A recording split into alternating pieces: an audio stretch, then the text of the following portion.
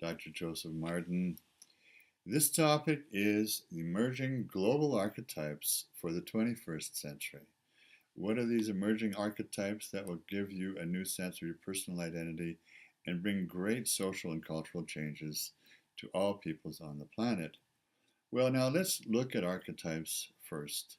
We'll start with psychology. Archetypes are primordial images, they're magnetic dominant feeling symbols, and they are transpersonal, transcultural, and transhistorical. They have literally been the foundation of the structure and function of the human psyche and personality since the beginning of humans here, at least 4 million years. And they are the foundation, the cornerstones for how the human consciousness or unconsciousness operates. It's the hard drive operating system, and it cannot be changed, and humans cannot change it themselves. It is permanent, it's part of the cosmic awareness of how the cosmos is structured and function. Therefore, this solar system, therefore, this earth reality, and this third dimension and fourth dimensional reality, and in terms of time and space in the third, and timelessness and spacelessness moving forward in the fourth and fifth dimensions. So we need to understand what archetypes are and how they work and operate in ourselves. In my over 40 years as a Jungian analyst, dream worker, and psychologist, and going through my own 3 Jungian analyses and spending my whole life basically looking into my inner world and reflecting upon it, I am very aware of what the astrological, the archetypal realities are for me. And by the way, how do we know what archetypes are? What the kinds of ones we've had for a few million years? Well, there's a number of ways you can find out. You can, if you're interested in Eastern astrology, Vedic astrology, or Jyotish, which I am, and Western astrology, the planets themselves and their personalities, if you like, are archetypes that rule the human personality and psyche, conscious and unconscious. And the tarot decks, there's many different kinds of tarot decks, also have that as well. And then if you've studied medieval and modern alchemy and Gnostic Christianity, you will find all sorts of reference to the different archetypes and what they are. Now, one of my exciting adventures as a social cultural anthropologist has been to expand the notion of archetypes and see how they've ruled and reigned over successive millennia, in fact, hundreds of thousands of years of human bands, tribes, chiefdoms, states, civilizations, and empires that come and go and come and go. And it is easy for someone who is interested in this and how they work to identify and show how archetypes actually rule not only individuals, families, there are archetypes that run through family lineages, both sides, and nations, and ethnic groups, and religious groups, and cultural groups worldwide, and has been since the dawn of time and will continue to be so. Just think of it like this. If you, in science in public school, you probably had a bar magnet and you put a piece of paper on top and you sprinkled some iron filings over that. You moved the iron bar magnet under the paper. Now it's invisible and unseen because archetypes are invisible. They're dominant major forces in our personalities, consciously and unconsciously, but you never can see them. And unless you're a psychologist or analyst or read some books on it, you won't know even that they're there. You wonder why you're reacting so much in a particular kind of patterning all the time. And this magnet will show patternings coming up with the filings. This is how archetypes rule our lives and cultures and societies and nations and ethnic groups. So, what are the new emerging archetypes for this coming century and for centuries beyond? I will in future do another video on what's going to happen in the next 500 years, and I think you might want to stay tuned for that. But this is just for this coming century. Joseph Campbell, the great cosmologist, creation mythologist, cross-cultural mythologist who I trained and studied with while he was here on the planet, I once asked him, well, what do you think, Joseph, are going to be the emerging archetypes for the next century or so? And the first one that he said was androgyny. We need to understand that the soul is androgynous. It's both masculine and feminine, 100% masculine, 100% feminine, and it's the balance and the dance and the life merging and unifying the two. That's what is needed in terms of ending gender differences, gender profiling, the diminishment of the feminine, obviously, in women and also in men and in culture, and also the fact that it's the feminine is the soul, it's the feeling, it's the emotion, it's the intuition. So isn't it gratifying that even in the business world within the last 30 years we have an increase in books and awareness of emotional intelligence, feeling intelligence, and intuitional intelligence, and now even spiritual intelligence. All these are aspects of the feminine. They are part of the emerging androgyny that's been building since women's liberation in the 1960s. And now here we are in the 21st century. Well, we need a lot more of this, and I'm sure it's coming.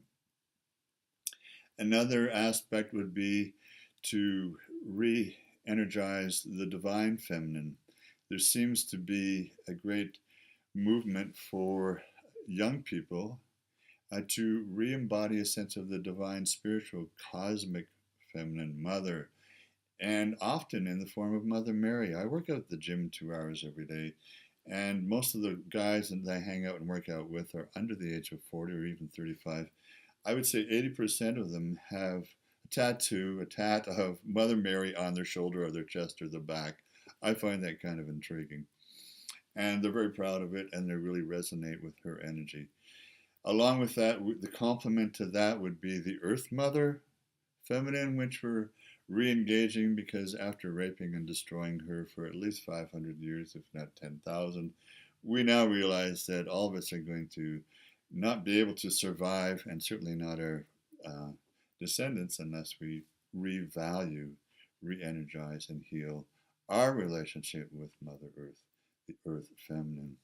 Along with that, most of the time we've had the mind of man, or the businessman, if you like, has been an archetype of the 20th century. Sort of came and went. It's still here for a little while longer. But I think most young men, even the metrosexuals, all of them are trying to get back to the land, back to the earth, trying to get a grounded feeling by being out. Earthing is it, we call it, walking on the earth, hiking every day, being out. Lots of people are into hiking, climbing, and so on, and climbing mountains and different things. It's a revaluation of the earth masculine, which is something that we've needed to come back to from the ancestors of our indigenous peoples who have always been earth men, and sort of down in their heart and body, not up in their head and in the clouds. That's a powerful one. I think one of the greatest ones that's going through a massive transformation and transmutation is the notion of the warrior, that man who follows orders, who's become a robot, mechanized, computerized, computer chip in their wrist, send them off to war in other countries and just orchestrate them, get them controlled like we control drones in warfare. Men, through the suffering, and I've worked with so many men who have post-traumatic stress syndrome coming back from Iraq or any of the other wars, including Afghanistan, realize that they've been sold a bill of goods and they ain't going to stand for it anymore. And this notion of this image of the warrior, the Schwarzenegger kind of image, if you like, doesn't pertain anymore, and they're fed up and they're not going to handle it in that way. They want to become peacemaker spiritual warriors, a completely different transformation, 180 degrees of that. If you want to see how the images of warriors and heroes and heroines, which is also, I would say, the 21st century needs to activate a willingness and an openness within women and men to become heroines and heroes for themselves, not just watching it on the silver screen or in animations. Now, the best animations or films to watch around this regard are Star Wars, Star Trek New Generation, Lord of the Rings, and of course another interesting one, The Avengers. All of these show the heroic kinds of archetypes that are emerging. What we're really seeing is the blurring between just black and white and light and dark kind of images, and evil and good. we're realizing, especially if you look at the Avengers, that or Star Wars, that some of the people are both good and bad, and they're struggling with the hidden and blatant evil in themselves. This is the key. The Third World War, if it starts, will start in every human heart.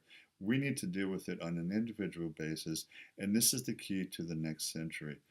A lesson until we do it, like Nelson Mandela did it and many others, Gandhi and Martin Luther King Jr., and so on. We need to do that for ourselves to make the world a better place and a livable place. So have a look at all those.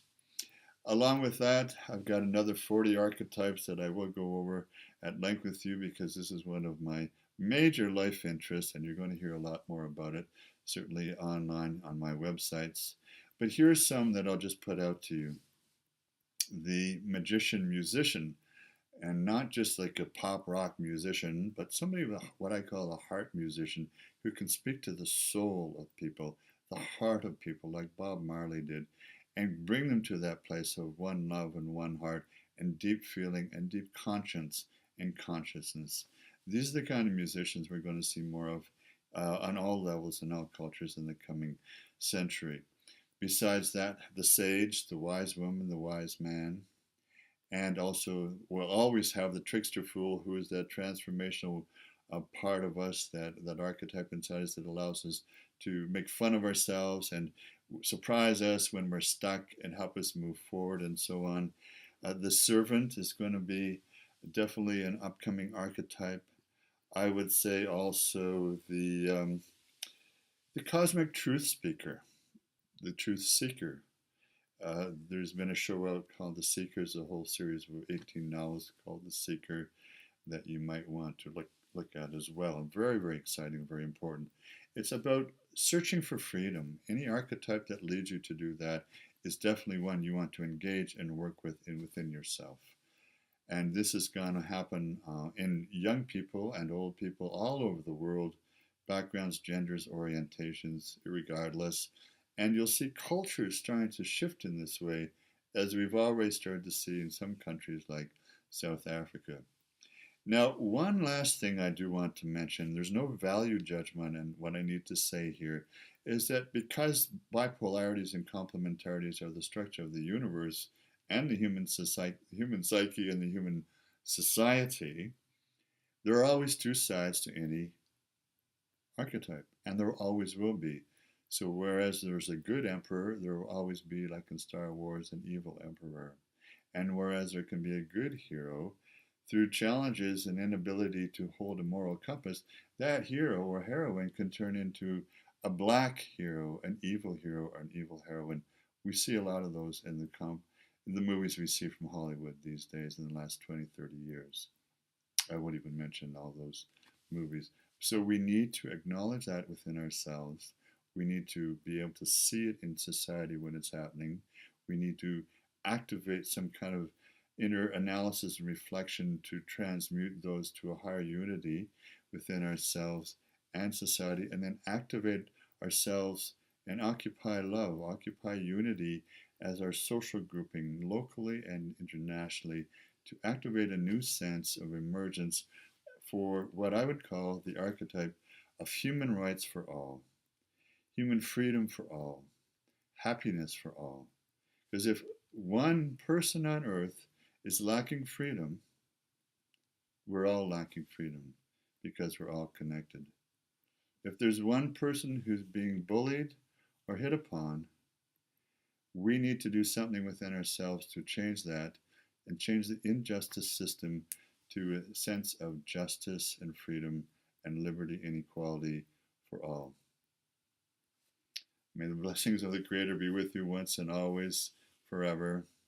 One love, one heart, one mind, one drum, one circle, one rainbow circle.